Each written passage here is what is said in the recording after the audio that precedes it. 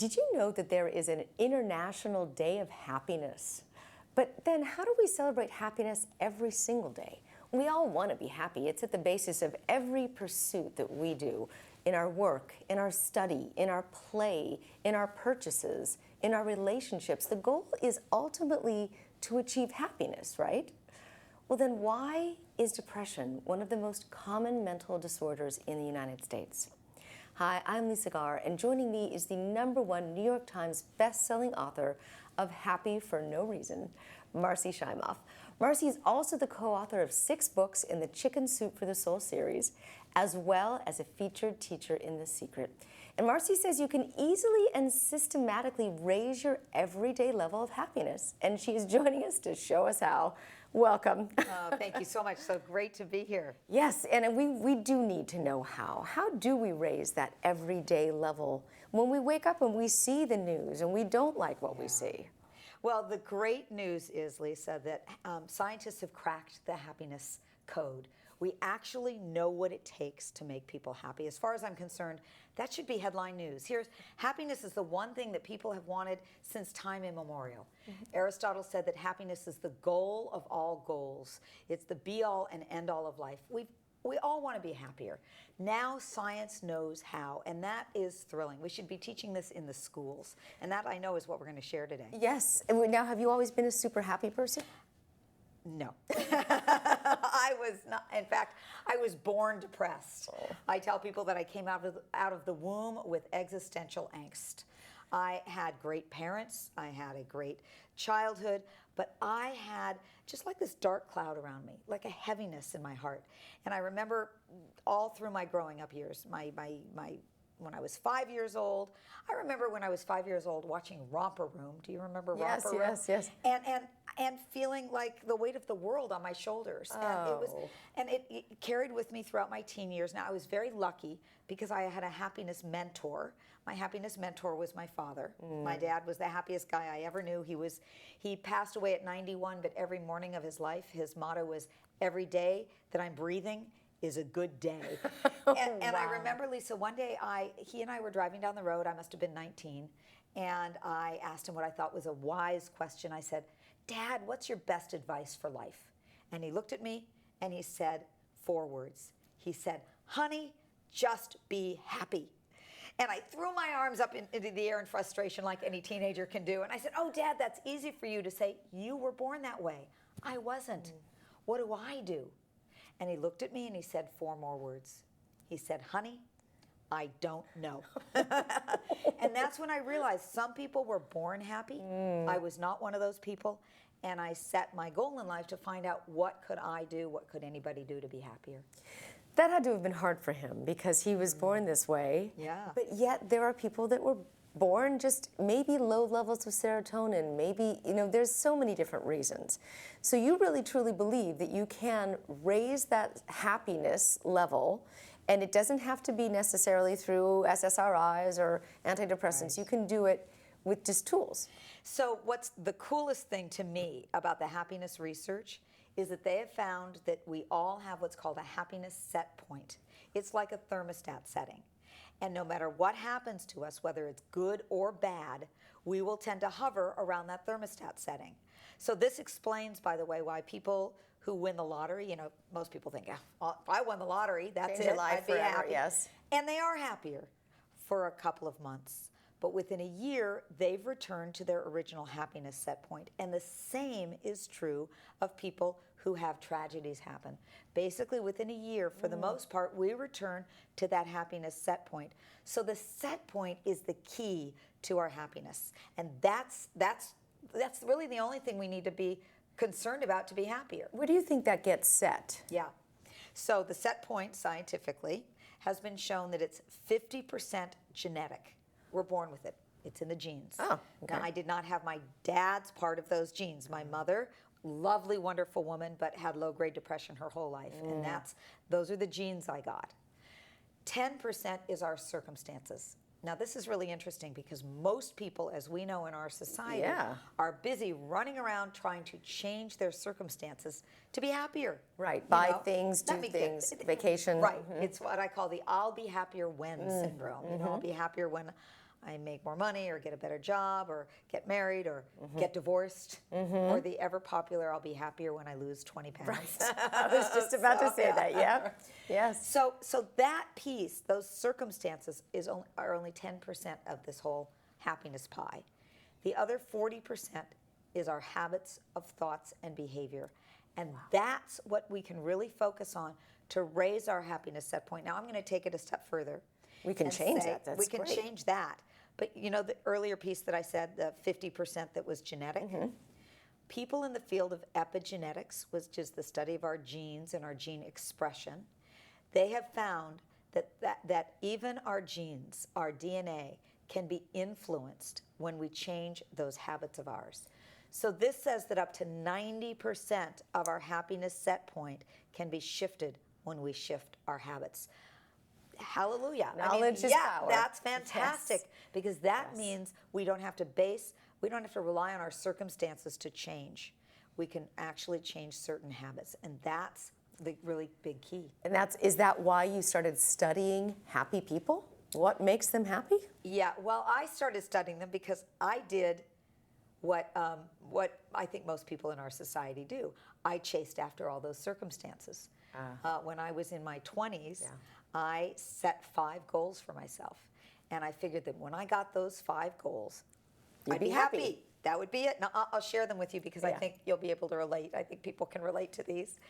My 5 goals were: I wanted to have a great, successful career helping people, to have a wonderful husband or life partner, fabulous friends, a comfortable home, and the equivalent of Halle Berry's body. Now, I have 4 out of the 5. I don't have Halle Berry's body, but I have a healthy body for which I'm grateful. Yes. And I will tell you, I had a turning point moment, Lisa, when I was, it was in 1998, and I had all those things on my list, except still working on the Halle Berry body. I don't know. And I actually had 3 books at the same time in the top 5 on the New York Times bestseller list. Some of my goodness, Soup that's for the Soul huge. books. And I had just finished giving a speech to 8,000 people. I had autographed 5,432 books. My client had a massage therapist there to massage my hand to make sure I could keep on going. Wow. I felt like an author rock star. Yeah. And I remember after autographing that last book, I went upstairs to my hotel room, which was the penthouse suite that my client had gotten for me. And I walked over to the windows, and we were in Chicago, beautiful panoramic view of Lake Michigan. I was on top of the world. And I turned around, and I fell onto my bed, and I burst into tears. Oh. And I burst into tears because I realized I had everything I thought I needed to be happy, and it still wasn't working. And I could no longer continue to think that just one more thing was going to do it, just when I got that next thing. And that's when I said, I've got to do something about this. And I started studying people who I call happy for no reason, which means they have an unconditional level of happiness. And I found that they just do things differently. And I started doing what they were doing. And Lisa, I would say I went from, if you were giving me a grade, back then I was probably a D+ in happiness. I was pretty failing. Now I would say I'm an A in happiness. And I'm always a work in progress. I'm still working on myself always, but it's solid. It's there. It doesn't mean that bad things don't happen, that hard things don't come up. Right. But what I mean by happy for no reason is that you have an inner state of peace and well-being that doesn't depend on those circumstances. And so when the challenges come up, you've still got that solid happiness Foundation. Yes. You would think that all that you had done and all of your successes would have made you happy. And that's interesting because this book, Happy for No Reason, came as a result of that whole experience. And you really dived into this of what makes other people click, what brings them happiness, even though they'd had a ton of diversity and adversity in their lives, and they still wound up being happy. I interviewed, it was really important to me to interview people from different backgrounds, different ages, different life circumstances, people who were deeply, deeply happy no matter what. And what I found is that they all shared these certain habits. And the only difference between happy people and everybody else is their habits. And so Those that are was changeable. it. And That's that was good. changeable. I found that there were 21 main happiness habits, and Wow. we'll get to share some of those. Yes, Yeah. and those are in the book. They are all in the book, all 21 happiness habits. Which is wonderful. There's so many statistics that I could just go on and on about depression and about the amount of people that are, the skyrocketing statistics around depression. Why do you think that people are so depressed? Yeah, the statistics are that 1 out of 4 women in North America is on antidepressants. Okay. That's staggering. And certainly nowadays we have a lot more children and teenagers. That's the biggest rising sector of the Yes. population. And I think there are a number of reasons, but I say that for me, 2 of them stand out. One of them is that we just have this myth perpetuated more deeply than ever. The myth that your happiness is going to come from outside. It's perpetuated by advertising. It's perpetuated, there's a whole industry that is out there. Their whole job is to make you think that you're not okay until you have this thing or that thing, right? Social media does the same thing. Social media. So we have a lot of outside influence that is perpetuating this myth of I'll be happier when. But the second reason is I think we have a lot of biochemical changes that we didn't have 100 years ago that are based on our processed foods, that are based, the way we eat, the toxins in our environment, that are actually truly affecting our bodies that in turn affect our happiness. So it's hormones, it's toxins, That's it's chemicals in the air that wind up being neurotoxins. Yeah, we have a lot to work against. That's right. So these types of tools will help you identify new ways of changing your habits, which it does take learning. If you don't have that from your environment at home or how you were raised, you need to go outside and find mentors. And the reality is that only 22% of people claim that they are deeply happy. So if you are not part of that 22%, which means that 78% of us are not, then it's actually quite simple. We spend a lot of time learning how to do a lot of different things. You might learn how to cook, you might learn how to play tennis, you might learn a lot of different things, and all those things are wonderful. But how about spending a little time learning how to be happy? And so that comes from the inside, right? Not the outside. It does. It's learning these specific habits that will, in fact, raise the happiness set point. It's an inside job. It's not going to come from the outside. As we said with the happiness set point research, it's only 10% your circumstances. So we really can't fool ourselves into thinking it's going to happen from getting all our ducks in a row. Let's go through some of these techniques that can really start to train our brains to regulate towards happiness. Well, what I found is that these 21 habits fall into 7 categories. Okay. And I want to go through these categories. And what I suggest you do, what I suggest everybody do, if you're watching right now, there's something in this for you. I don't think it's an accident that you're here watching. And that is that see which one of these 7 areas you're stronger or weaker in. Okay. And I created an analogy called building your inner home for happiness. I know that people can't remember 7 things at one time, so I created a simple way to remember them. The 7 areas of your home for happiness. Foundation is taking responsibility for your happiness. There's 4 pillars. The pillar of the mind, the heart, the body, and the spirit. The mind is about our thoughts. The heart is about whether we live with an open heart. The body is the biochemistry of happiness. The spirit is, are we connected to a greater energy of life? Then there's the roof of your inner home for happiness, which is about living an inspired and purposeful life. And finally, there's a garden. Are the people around you supporting your happiness?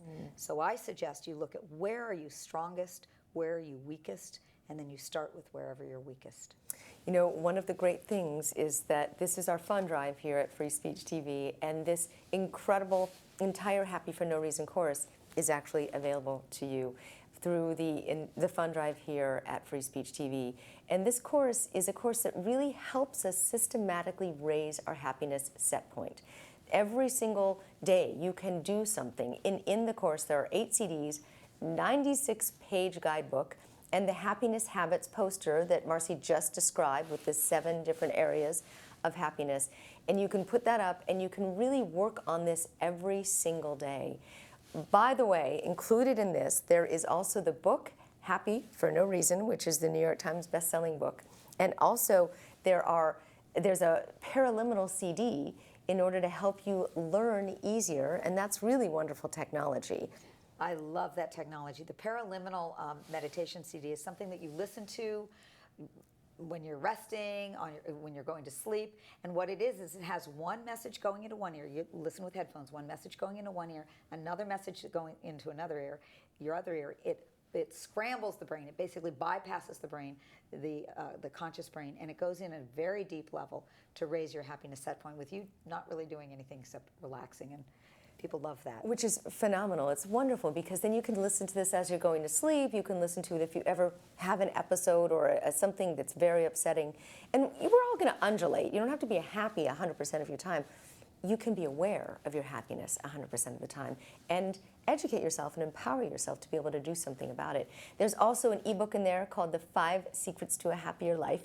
And you can get all of this by calling Free Speech TV right now. It's 877-378-8669, 877-378-8669, or you can go to freespeechtv.org. It's freespeech.org, and ask them for the Happy for No Reason course. And there's 2 different ways that you can go here. For a $240 donation, you get the entire thing, which is all 8 CDs, plus the paraliminal CD, plus the book, plus the ebook is all in there for $240. And if you want to just do another level and just do the course itself, the paraliminal CD itself and the book, that is a $100 donation.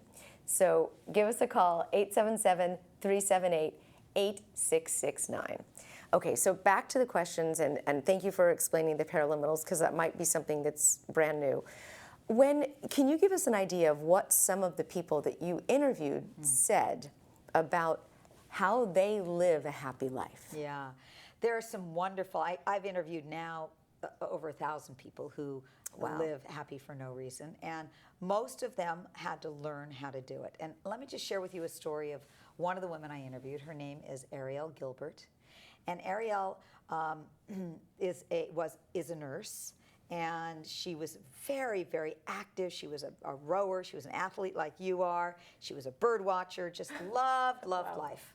And one day, she was about 38 years old. She was driving home from work at a local hospital.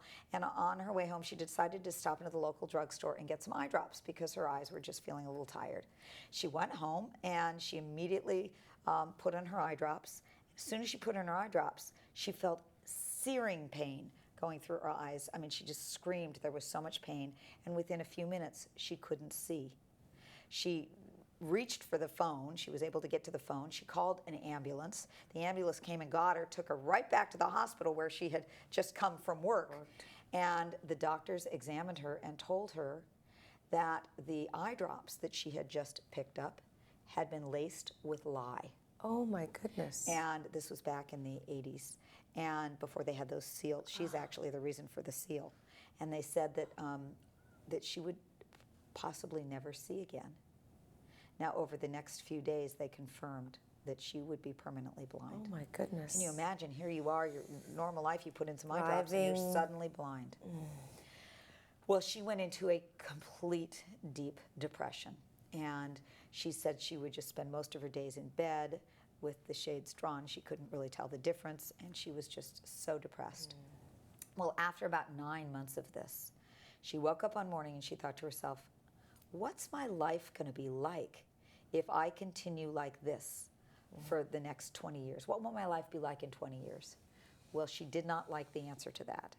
And she thought, this has happened. I can either continue to feel like a victim of this and just complain about this for the rest of my life, or I can take my life in my hands and do something about it. And she remembered seeing, before she'd gone blind, she remembered seeing some people with guide dogs. And so she rolled over in bed, reached for the phone, and asked for the operator to connect her with guide dogs for the blind. And she got connected with that. She ended up getting a dog. The dog completely, the whole situation turned her around. She is now she's a para-Olympic. She still rows. She has been on the para-Olympic teams. She's run with the torch, the Olympic torch. Oh my goodness. She now bird listens instead of bird watches. Aww. And she's the volunteer coordinator for the Guide Dogs for the Blind. Wow. And she says she always thought that she was happy up until that point, but she actually knows she's happier now in a deeper and more profound way than ever. She said, even though I lost my sight, my vision is greater than ever. My goodness, what a story. Because she's truly happy from the inside out. She found out how to get it inside, and it was more stable and real than getting it from the outside. And part of it was learning to, our first, when I spoke about the inner home for happiness, I talked about the foundation is taking responsibility for our happiness. Not showing up like a victim in life, but showing up like a victor in life. Yes. And Yes. she spoke about how she had been so stuck in the cycle of complaining. Of course, I mean, you wouldn't blame her. That's right. That's right. Right. But what we found is that there are three behaviors that put us in the victim mode, and they are blaming, shaming, which is basically blaming ourselves, and complaining. And so one of the things that I suggest that people do is they play the blame, shame, and complain game. Okay. And that is that I did this once in a course I was taking, and I thought, this is going to be easy because what you're supposed to do is every time you find yourself blaming, shaming, or complaining, you put $1 into a bowl. And I thought, I teach this stuff. That's never going to happen to me. And we all started off with $21 bills. The first day, I ended up with $13 in that bowl. I mean, I'm complaining about all kinds of things or blaming myself, shaming myself, blaming. By the second day, it was down to about $5, and by the third day, I was down to nothing. The reality is that we aren't aware of it. Yes. So if you've got family members, if you've got Yes. coworkers, you could play this for a week and then donate the money at the end of the week to your favorite That's charity. a great idea for Just awareness. raising awareness about it. There's a statistic that says that happier people live on an average 9 years longer That's right. than unhappy people. So if we really knew this, if we really got that this is going to add to the quality of our life and to the time of our life, you really think that we would do something about it. But the story I love that you told me about the lady with the eye drops is that she found her mission, passion. Yes. She found her purpose. That's right. That's key. How do you find? A lot of people say to me on my radio shows, I don't know my purpose. And what I would say is, you don't know just because you have been out of the habit of listening to yourself. We know by noticing what it is we are drawn to. What is it that you love? What sparks your interest? What's just following that helps you know. I would say there's one thing you can do. Make a list of, fill in this sentence. Something that makes me feel alive is. And write down 10 things that make you come alive. Everybody's got 10 things. Everybody's got 10 things, For me, it's talking to people. It's helping inspire people. That helps make me feel alive. Dancing, being in nature. Sunshine, whatever. Mm-hmm. So what are the things that help you feel alive? And start going to do those. There's a beautiful quote by Howard Thurman that says, don't ask yourself what the world needs. Ask yourself what makes you come alive. Because what the world needs is people who have come alive, because we affect everybody around us. Yes. And Lisa, it's interesting that we're talking about how challenging it is, how much negativity there is. Yes, yes. We have something that scientists have found that's called the negativity bias, which actually says that we have a bias for negativity. Our brains do. The average person has 60,000 thoughts a day. Now, that is a lot of thoughts. Yes, it is. For the average person, 95% of those thoughts are the same thoughts that we had yesterday and the day before. Our minds are record players. They go over and over and over the same thing. And 80% of them are negative. That's the negativity bias. We actually inherited this from our caveman ancestors. Survival instinct. It was their survival right? instinct, but we no longer need it. And we are still walking around focusing on the negative. My friend and colleague Rick Hansen calls it the Velcro Teflon syndrome. Our minds are like Velcro for the negative. The negatives just stick to us. The positives are like Teflon, they slide off. Happy people have reversed that.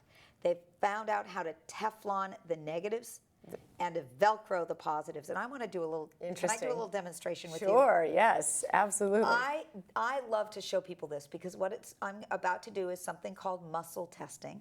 And it shows you the effects that your thoughts have on your body. Okay. Every thought we think and every feeling we feel creates chemical counterparts in our body that flush through our bodies all day long. So I'm going to just do this little test. I'm going to need your arm. Okay. You put your arm straight out to the side. I'm going to press down against your arm, and I want you to stay strong. Okay? Don't let me press down. Very good. Okay. Okay, your arm stayed strong. Could you see her arm went into what's called a muscle lock, right? Okay, good. Now put your arm down. Okay.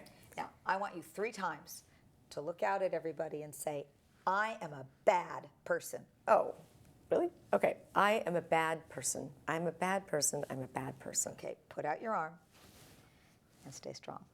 Oh my God, no matter how hard I try. Really? It doesn't happen. It doesn't work. Now watch. 3 times. I am a good person. Okay. I'm a good person. I'm a good person. I'm a good person. Okay, watch. Stay strong. That is weird. Isn't that amazing? Yes. I'm going to show you 2 more examples of this because I want to get extremely practical. But here's what happens. If we have 80% of our thoughts in a given day are negative, how do we feel at the end of the day? We feel drained. Horrible. It's not that we're so busy doing things. It's that what we're saying to ourselves as we're busy doing things. It's all of that negative self-talk. So now I want to show you one. I know this is very useful for anybody who has children. Okay. And I know you have a fabulous daughter, Kayla, who I love.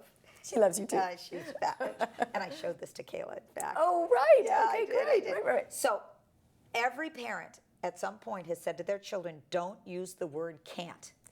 Right? Yes. Yes. But watch what happens. I want you 3 times to say, I can't do a good job. I can't do a good job. I can't do a good job. I can't do a good job. Arm out. Stay strong. No energy there. Now 3 times. I can do a good job. I can do a good job. I can do a good job. I can do a good job. Arm out. Stay strong. So how could this work with dieting? Is what I want to I can stay on my diet. I can be my ideal weight. I can be my ideal weight. Wow. Here's what research has found. This lovely word, neuroplasticity. We can change our brains, our neural pathways. So fabulous. At any time in our life. It does not matter how old we are, how stuck in old habits we are. Our brains have neuroplasticity, and we can change those brain patterns and brain rhythms. And the thing is, what we put our attention on is what grows stronger in our life.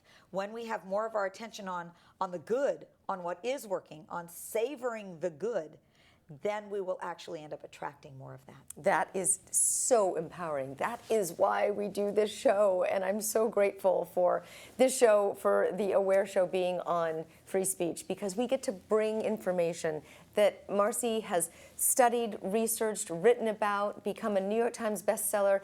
16 million of all of her books have been sold, and this is why, because it's practical information that applies to everyone. If you have a brain, this applies to you, and I'm serious about that. So the way that you also can support yourself and support the station is I'm asking for our free speech community to donate to Free Speech TV right now by calling 877-378-8669. Free Speech operates based on your contribution to this station, and the great thing about this is that you get this life-changing information. And this is a huge, very valuable package. I mean, Marci's been so generous to throw everything in here. And so we're asking for a $240 donation to the station for the Happy for No Reason course. It is a course that will help you systematically raise your everyday level of happiness by diving deeply into the 7 pillars that Marci described. Now, the course includes 8 CDs, a 96-page guidebook, a happiness habits poster that you can put up as a daily reminder. It also has a paraliminal CD that helps you in learning in a different way, plus an ebook, which Marci wrote, The 5 Secrets to a Happier Life, and plus the New York Times best-selling book, Happy for No Reason. And this is all of us who are lifelong learners. We want to learn how to make happiness an inside job, which is exactly what Marci's talking about. And if you really want to make a difference in this world, and if you really want to find a way to balance out the negative news or balance out the fake news, whatever you want to call it, it can be daunting. We have to have tools and techniques that can actually help us turn it around so we can do something about it, so we can be the activists that we are. So this is how you make a difference in your own life, and we ask you for your donation here at Free Speech TV. 877-378-8669 and also freespeech.org, and you can find out all the information that you need right there. And there is also, for a lower level donation, you can just get the Paraliminal CD and the book, which is wonderful. So either way you can contribute. We absolutely need and support your contribution, and we are so grateful for it. Now, there's a lot of that we just talked about in terms of changing your happiness set point, and the fact that it is possible, which is huge and wonderful and amazing news. There's also the way that you can practice this every day. Now, there are set ways that you can put this into your life. The poster is a good idea. What do you use to practice this every day? Well, here's what I've found to be the most effective, and I've now been teaching this to hundreds of thousands of people, and the experiences that people are having are pretty dramatic. Usually within even just a couple of weeks of starting to do these practices, this program, they're finding major shifts in their life. In fact, their family members are saying, "What are you doing different? Something's different about you. I noticed something." So I actually tell people, do this with your family. Share it, yes. Share it. It's a great thing. What we do is, in the Happy for No Reason program, we have people take an assessment, see where they're strong in their happiness and where they're weakest. We have people start where they're the weakest, and then they do certain specific practices. I said there were 21 different happiness habits, and in here we have all 21 of the happiness habits with a specific practice to do for each one. Because it's really, that's where the rubber meets the road. It's doing certain practices. And now these practices, we're all busy people. So I know it's not practical to have it take up much time. Some of them take 2 minutes. We're talking 2-minute practices done once or twice a day, but really getting them into your life. Into your life. Yes. And let me give you an example of some of the things that are just very, very simple to do. So earlier we were talking about our thoughts and how we have 80% of most people's thoughts are negative. How do we overcome the negativity bias? Yes. Well, the research says that there are 3 primary steps. Okay. The first one is to actually be on the lookout for the good. Act like you're a detective looking for the good out there. And, I know there is so much negative stuff out there. Right. But there's also a lot of good. We get 2 billion bits of information every second. And we only perceive... Every second? Every second. Oh my God. And we only perceive what our brains are actually looking for based on our neural pathways. So we have to start building new neural pathways and being on the lookout for the good. One of the women that I interviewed in Happy for No Reason pretends that she's the Academy Awards Committee.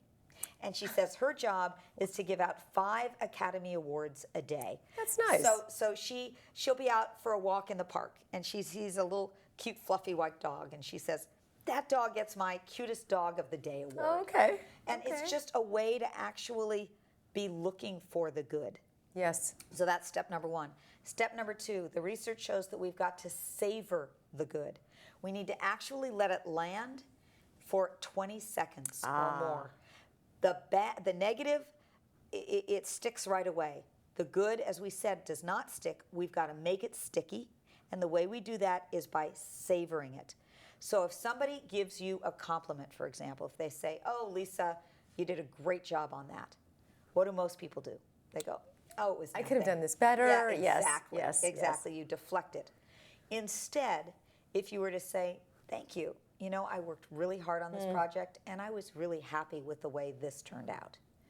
Now, that's not bragging. It's actually just focusing on the truth. Yes. And what that's doing is it's allowing it to land. It's allowing it to settle in. Yes. The research has shown, there's great research done at a number of different places. One is at UC Davis on gratitude, where people who keep a gratitude journal, they write down 3 to 5 things a day that they're grateful for. If they do this for 30 days, it's been shown to raise their happiness set point. Now, how long does that take? That takes a minute, Yeah, right? correct. We're not talking about huge things that you've got to do, but it's about knowing the right things to do. So the first thing is to be on the lookout for the good. The second thing is to savor it, let it land for at least 20 seconds or more. And then the third thing is to go for a 3-to-1 ratio, meaning for every negative that's there, that you want to replace it with 3 positives. That starts to incline your mind more towards the positive. And you know, I am not about having us not acknowledge what's going on in the world. Yes, of course, yes. there's a lot to be done. Yes. But I think we're much more powerful to do it. This is not about being Pollyanna. This is about being more effective. And we're more effective when our brains are working in a better way. Yes, I like that 3-to-1 ratio, especially if you have negative people around you, where there tends to be the Debbie Doubters and the downers and the ones that really tend to pull other people down. And the chemicals, the neurochemicals, makes a lot of sense. So when you have a happy chemical that releases the serotonin, it does flood the brain temporarily, and it also drains pretty fast. Those cortisols and those stress hormones, they stay in the brain longer. That's right. Causing the neural pathways to dig deeper. Right. So if you have the ability to saturate the brain, if you will, with the happy thoughts, Yes. then you can actually change the neurochemistry to want to have more serotonin produced in the brain. That's absolutely true. And Interesting. so we come at it from different angles. We've been talking about the angle of the mind, but there's also the angle of the body.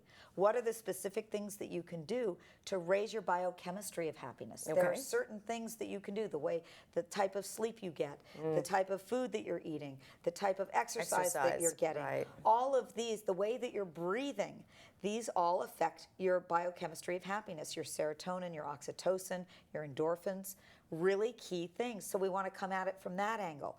We want to come at it from the angle of the heart. Are you living with love? Are you With able to receive kindness? it? Yes. Exactly, with generosity, with forgiveness. You know, so many of the people that I talked to, they said that one of their keys to happiness was learning to forgive. It's a big one. That's Very, huge. very big. And we've got practices that I talk about, one of them being Ho'oponopono, a great practice based on the Kahuna Hawaiian tradition of really, really allowing in forgiveness, because that can shift your happiness level. It can. We see infractions every single day that look like they are unforgivable. What does the Dalai Lama say? Compassion. Compassion, if everyone could learn the art of compassion, we would have a totally different world. And that's, you could interchange happiness and compassion. They're the same thing, really. To be able to increase your level of happiness, you have to increase your level of compassion for the world and yourself. And you know, I have never seen a deeply happy person who didn't have an open heart. Right. You know, you just don't see people who are truly happy who aren't open-hearted. Yeah. And on the other hand, I've rarely, if ever, seen somebody who's really got a closed heart who's happy. It's very hard. You know, can we do a quick, simple little demonstration to show you something? Yes. There's 2 energies in the universe. Okay. There's the energy of expansion, and there's the energy of contraction. When we're contracted, when we're tight, when we're closed, it's very hard to be happy. It's also very hard to be unhappy when we're open. And I want to do a little demonstration with you Great. to show you Yes, this. yes. I want everybody to do Yes. this with us. Play along. It's no fun to just watch us do it. You really get the results from doing it yourself. Yes. So let's curl into a little ball. Okay. Everybody curl into a little ball. Get very contracted. And on the count of 3, I want you to say, I feel happy. Ready? 1, 2, 3. I feel happy. Okay, sit up. Did you feel happy? No. No. You might have felt a little stupid. Hard to feel happy when we are contracted. It's also hard to feel bad when we're expanded. So I want you to go like that. Okay. And on the count of 3, I want you to say, I feel depressed. Ready? I'll do it with you. Okay? 1, 2, 3. I feel depressed. Do you feel depressed? No. No. Hard to feel bad Right. when our energy is expanded. Does this mean I want you to walk around like this all day long? No, they'll lock you up. People over. That's right. But what it does mean is when we move towards the things in our life that allow us to feel more expanded Yes. rather than contracted, we will move in the direction of happiness. Now that includes forgiveness, generosity, kindness, receiving. So many things make us feel more expanded. doing the things we love, being around more positive and uplifting people. Yes, community is a huge aspect of this. right. To avoid isolation and to being a part of a bigger picture, it contributes a lot to your happiness factor. And that's actually one of the things that free speech offers, is a community of people, like-minded people that gather on our Facebook page or however you want to do it. You get to connect with like-minded people on Free Speech TV. Once you say, oh, I'm a contributor to free speech, then you instantly interact with other people who also get what you're talking about. It's like being in a tribe. It's a wonderful sense of community. And so that's really super important. And that's also the reason we would love your contribution during our fund drive for Free Speech TV. This is the package here. It's the Happy for No Reason package. It includes 8 CDs. And one of them is a paraliminal CD that helps you learn in a different way. There's a 96-page guidebook here to help you answer questions, and it's a workbook. You really get to work through your processes here. In the back is a happiness poster that you can put up on your wall and remind you of those 7 pillars that Marci described of happiness. And also, there is an ebook in this package, 5 Secrets to a Happier Life. Look, by the end of this, and then you get the book, Happy for No Reason, and it's sold over 1 million copies in itself. Just to get all of this in one place helps you understand happiness comes from the inside out. Then you start to be contagious to your family and your friends and to the naysayers around you, and you start to inspire and motivate yourself. You inspire and motivate other people. So it matches this wonderful vision here of free speech. It's just a just, kind, and sustainable world built by people inspired by diverse voices, surprising conversations, and fearless truth-telling. And it really, if you are a happy person, you get to be that fearless truth-teller, that authentic person deep inside of you. Here's how you do it. You call 877-378-8669, and you go to freespeech.org to find out more. Now, there's a segment here that I love to do. It's called the Aware News, and it brings in relevant, current, topical information in our world that's going on today and marries it with the content from our brilliant new thought leaders. And everything that you talk about has a practical application for what's going on in our world today. I read a statistic on the National Institute of Mental Health website, and it basically said that the highest rate of depression is happening amongst our 18 to 25-year-olds. Now, this is new. There's a huge spike in depression in this younger generation. How do we, as maybe wiser or senior generation, help our youth? So I'm going to answer this in 2 different ways. One, it has to do with what you were just talking about the effect that we have on each other. As I said earlier, I think the most important thing we can do to contribute to the people around us is to raise our own happiness level because of a phenomenon called emotional contagion. The researchers have found that we catch the emotions of people around us like we catch their colds. Wow. So we're catching people's emotions. Make a list of, they say that we become the average of the 5 people that we spend the most time with. So if you are around young people, you want to solidify your happiness set point. You want to raise your happiness set point because they will catch it. So that's one thing. You can become a mentor. You become a mentor, and Yes. that's a beautiful thing to do and Yes. a really important thing to do. And then the second thing is, if they're open, and this is a trick, if they're open, then you can certainly share with them a lot of these tools and techniques. What we found is that the earlier, especially if you can learn some of these habits early on, then you can really, really instill these habits later on. So if these 18 to 25-year-olds start learning some of these happiness habits early, share it with them. But again, you can't force this on people. They have to be open and wanting to do it. But it's they get interesting inspired by seeing you, and they go, I want that. Yes. I want what she's having. It's interesting. So if you can inspire younger generations, that's a huge thing. But it's interesting because these statistics also said that we get happier as we get older, which is, I find interesting. Do we just get more peaceful? Do we care less? Why do we get happier as we get older? So I think there are a couple reasons for that. I think one is that by the time we've done all that outer searching, we've done that Right. searching for the myth for more, and we've gotten that, that's not going to do it. And either we go one of 2 ways. Either we just go into actually more of a depression because they go, oh my gosh, I Hopelessness, can't get it yeah. from that, but more hopelessness, or we take responsibility for our happiness. So, and I think that the people who are clearly happier as they're aging and getting older are recognizing that they've got that ability. To me, it's freedom. I have the ability to actually make myself happier by raising my happiness set point. Freedom. That's Yes. fantastic. Freedom And is huge. It is. And so I think that it really, it helps. I love the aging process. I'm so happy to be aging. I'm so happy to be on this journey. Well, you're definitely wiser, and you care less about the little things, and you really do tend to chunk up in the overall bigger picture of life. Yes, and I think that the reason you get wiser is you're more able to focus on your own wisdom. You trust your own wisdom more.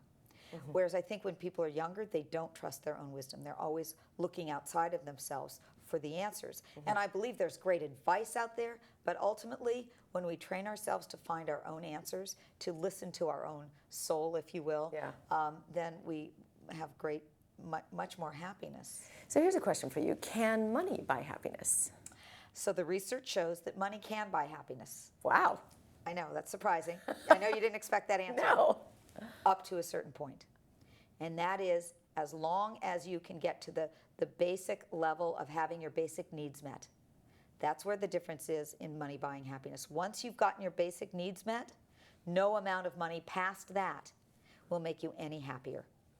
So research has shown that the wealthiest people in the world are actually no happier than anybody else, and in many cases less happy. I mean, the truth is, if money, fame, success, beauty were the secret to happiness, we would have a lot more happiness in Hollywood right now.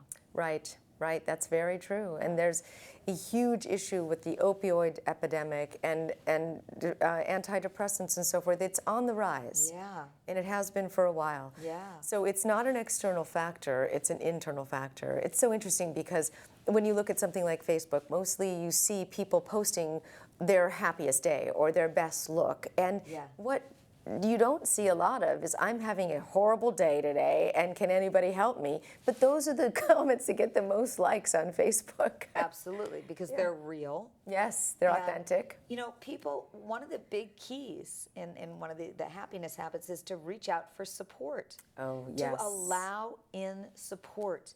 Yes. It's so critical. We can't do it ourselves. Yeah. I mean, it's so important to have a tribe, as you said, a mastermind group, a support group, other people to really be on this journey with you. Yes, and gratitude's a big piece also. That what we were talking the other day, and we're in the Year of Miracles community together, which is also an amazing community. Talk about great communities.